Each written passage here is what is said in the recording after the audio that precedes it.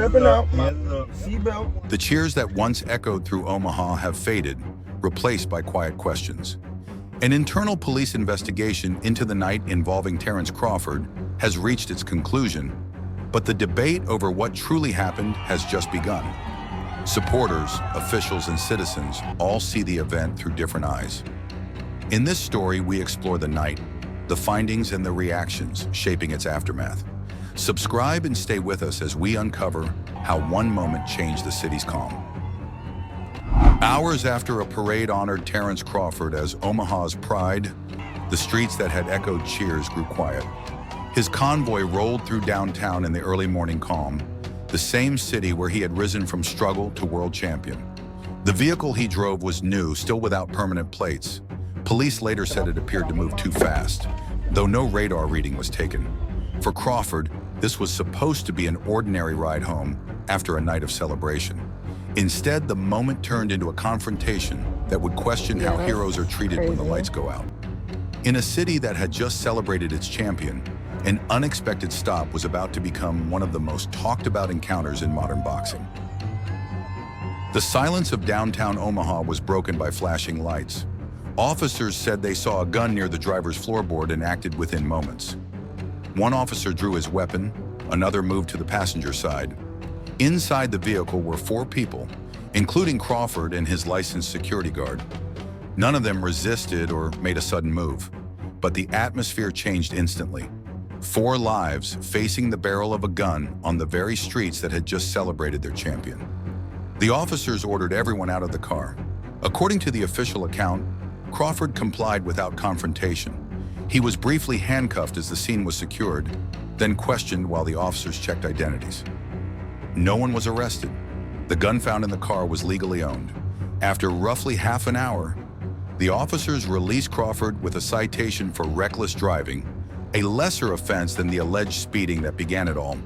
For those who witnessed it, the image of one of boxing's most disciplined fighters standing on the curb in handcuffs was hard to reconcile with the man who had just paraded through the same city hours earlier. There were no reports of shouting or violence, only the sharp tension of disbelief. What should have been a routine stop had transformed into a moment loaded with symbolism. A world champion, calm under pressure, watched by officers who claimed they did not recognize him. In that quiet Omaha night, the same discipline that defines Crawford in the ring seemed to be the only thing keeping the situation from spiraling further. When the Omaha Police Department completed its internal review, the results drew a line between policy and perception. Investigators ruled that the officers involved had acted within department procedures. They concluded there was no sign Crawford had been targeted because of his fame, and no evidence that he was treated unfairly once identified. The report stated that seeing a firearm near the driver justified the officers' decision to draw their weapons until the scene was secure. The review also confirmed that Crawford's gun was legally owned and that everyone in the vehicle had valid permits. The stop, they said, lasted around 30 minutes, including 10 minutes of handcuffing as a safety precaution. In the end, the only infraction cited was reckless driving. According to the department, the officers had followed policy from start to finish. What caught public attention was not just the outcome, but the department's choice to withhold body camera footage. Officials explained that the video could only be released with Crawford's consent, citing privacy concerns. To some, that sounded like procedure. To others, it sounded like a convenient wall between the community and the truth.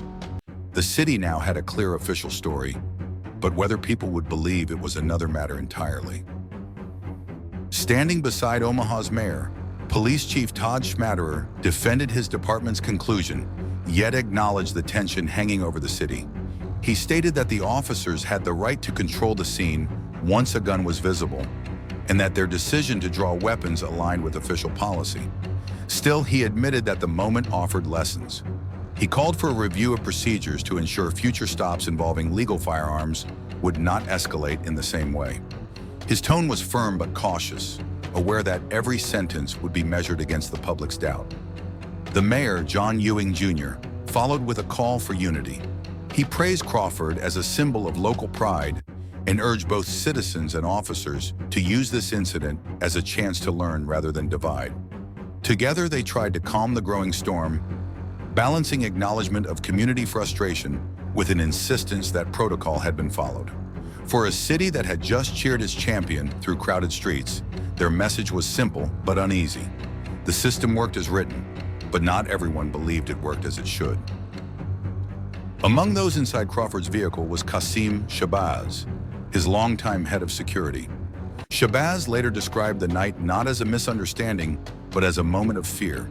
He said he had already informed officers that there were licensed firearms in the car. Yet the tension only grew. For a man trained to protect, the irony was brutal. The danger came not from the street, but from the people sworn to guard it. He recalled thinking that someone might not leave that scene alive. The flashing lights, the drawn guns, and the disbelief that surrounded them made the night feel longer than 30 minutes.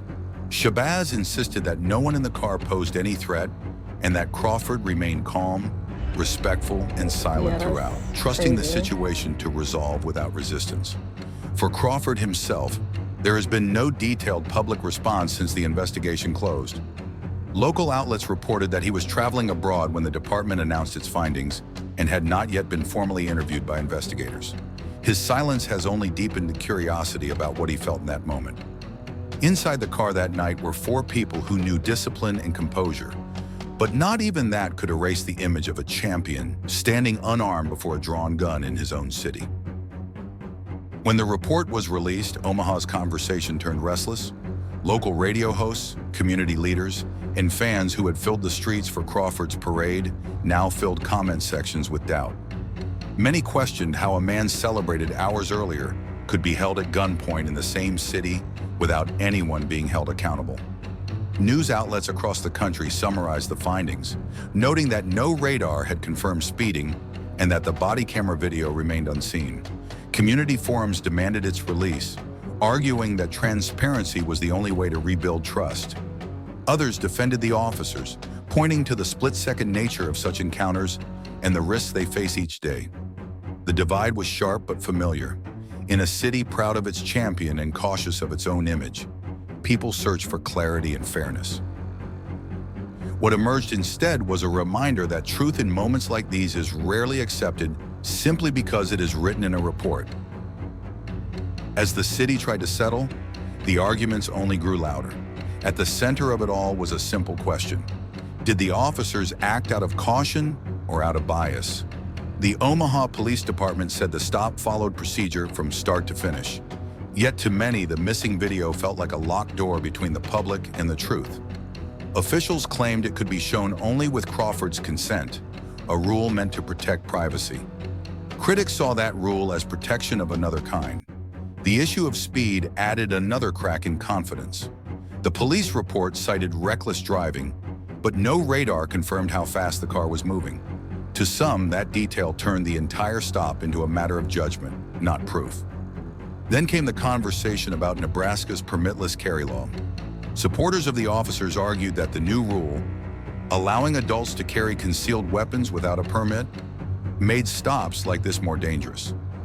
Civil rights voices countered that the law existed to protect responsible citizens, and that fear of illegal firearms should never justify a gun being pointed at someone obeying the law.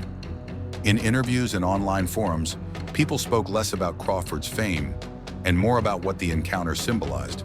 A champion of discipline meeting a system that demanded it from him even when he had done nothing wrong. The incident, brief as it was, revealed a line that many Americans still debate: how safety, fear, and fairness can collide in a single moment on an ordinary night. Nebraska's permitless carry law, known as Legislative Bill 77, changed how officers approach every traffic stop involving a firearm. It allows adults who are not prohibited from owning guns to carry them without a permit. For police, it adds uncertainty to each encounter. For citizens, it expands the right to protect themselves. After the Crawford stop, Omaha's police chief admitted that procedures may need revision. Perhaps clearer questions about weapons at the start of a stop, perhaps new training to lower the risk of escalation. Some lawmakers agreed that change is needed, while others insisted the law itself was not the cause. Beneath the legal language lies a deeper problem: how both sides of a window, officer and driver, can claim to feel endangered in the same moment. It happened in the early hours of September 29th, 2025, around 1:30 in the morning, near 12th and Capitol in downtown Omaha. The celebration for Terence Crawford's homecoming had ended only hours earlier. What should have been a quiet ride home turned into a sudden flash of patrol lights. Police later said they saw a gun, followed procedure, and cited him for reckless driving before letting him go. There were no arrests, no violence, only a silence that lasted longer than the stop itself. In the weeks that followed, city leaders ordered an internal review and promised to examine how officers handle stops involving lawful firearms. A night once meant to honor a champion became a reminder that in Omaha, pride and tension can share the same street before dawn. The investigation may be closed, but the story feels unfinished. Terence Crawford has yet to speak publicly about the department's final ruling, and the question of whether he will allow the release of body camera footage still hangs in the air. Omaha's police have promised to refine their approach, yet the community waits to see if real change will follow. For now, the night remains frozen between two versions of truth, one written in a report and another carried in memory. When Crawford finally breaks his silence, the city that once cheered him as a hero may have to decide all over again what justice really looks like. Subscribe and stay with us for that moment.